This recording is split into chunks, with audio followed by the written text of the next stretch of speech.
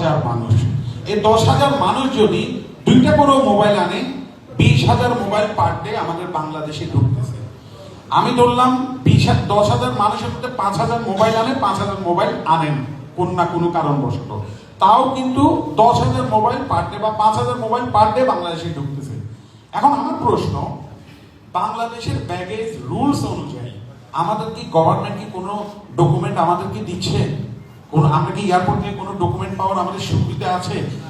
আপনারা আরেকটা প্রশ্ন করি, তাহলে আপনারা আরেকটু ক্লিয়ার হবেন। এই যে গোল্ড আছে 100 গ্রাম গোল্ড, স্বর্ণ যেটা বানানো গোল্ড, আবার পিণ্ড না, র না, এই 100 গ্রাম গোল্ড কিন্তু আমাদের প্রতিটা প্যাসেঞ্জারের জন্য ফ্রি, যদিও এবারে বিধিমালা চেঞ্জ হয়েছে, সেটা ভিন্ন।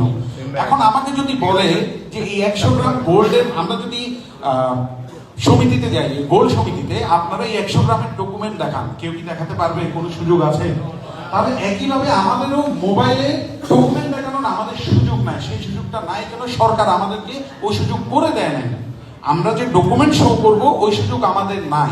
তাহলে এই সুযোগ যদি না থাকে, তাহলে আমরা ডকুমেন্ট কোত্থেকে শো করবো? তাহলে আপনারা সর্বপ্রথম আপনাদের যে ব্যাগেজ রুলস আছে সেটা আগে দিয়ে গভর্নমেন্ট বা এনবিআর কে বলে আপনারা আগে দিয়ে চেঞ্জ করেন। তো এই যুক্তি তর্কে বেশ অনেক কিছু হওয়ার পর আলহামদুলিল্লাহ আমরা বোঝাতে সক্ষম হয়েছি যে আমাদেরটা অবৈধ নয়, এবং আমরা ডকুমেন্ট আপনারা যেটা খুঁজছেন সেটা দেওয়ার সামর্থ্য সরকার আমাদের কাছে রাখেনি, যে কারণে আমরা দিতে পারিনি। ধন্যবাদ। আমি আমার ভাইয়ের নামটা কি বললেন? অভিক চৌধুরী ভাইকে ধন্যবাদ। আমাদের সকলের মনের একটা দাবি বা সকলের মনের একটা গুরুত্বপূর্ণ প্রশ্ন উনি কিন্তু উপস্থাপন করেছেন, আমি ধন্যবাদ জানাচ্ছি। দোকানে যদি রেট দেয়, সমিতির করণীয় বা কি হতে পারে? আপনারা সকলেই অবগত, রেয়াজউদ্দিন বাজার এই সমস্যাগুলো আমরা 2018 সালে যখন দায়িত্ব নিই, আপনারা বিশ্বাস করবেন কিনা জানি না, আমরা 7 দিনে 7 দিন হয় র্যাব অফিস, হয় ডিবি অফিস, হয় কোতোয়ালি থানা, হয় এই থানা, মানে 16টা যা থানা আছে, আমরা সভাপতি সেক্রেটারি সহ আমার পুরো ক্যাবিনেট, আমাদের এমনও দিন গেছে ভোর 5টা বাজে আমরা ঘরে ঢুকছি, সাকসেস হই ইনশাআল্লাহ।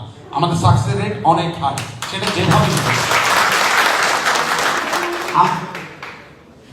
আচ্ছা, দোকানের রেট যদি হয়, আমাদের একটা গ্রুপ থাকবে, আমরা যারাই বিভিন্ন মার্কেট থেকে যে আমাদের এখন একটা সমিতি হচ্ছে, আমরা আসলে আগে ঐক্যবদ্ধ ছিলাম না, এই আমাদের বিভিন্ন গ্রুপে আমাদের একটা হোয়াটসঅ্যাপের একটা আমাদের বা